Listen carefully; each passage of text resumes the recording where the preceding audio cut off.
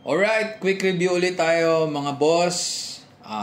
ENC MK18 Block 2. ENC 620 yung code niya. So, 420 FPS siya.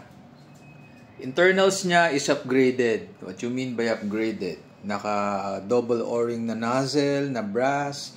Naka double O-ring na cylinder head na brass. Reinforced na yung piston niya. Matibay na version na piston body na po ito. Tapos, yung gearbox niya, naka-quick change na rin po. Naka-quick change. Naka-spring guide with bearing na quick change. Tapos, naka-all metal construction. Complete markings. Ito po.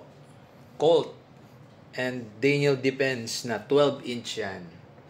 Yun yung difference nila sa Mod 1. Ang Block 2 is 12-inch. Ang Mod 1 po ay 9-inch lang. Tapos, ang barrel length niya is 333 mm, M4A1. 12-inch rail. Tapos, naka-KAC na flip-up side. Front and rear. Yan.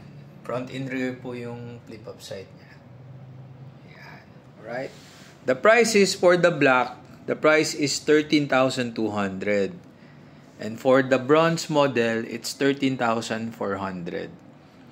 We ship nationwide.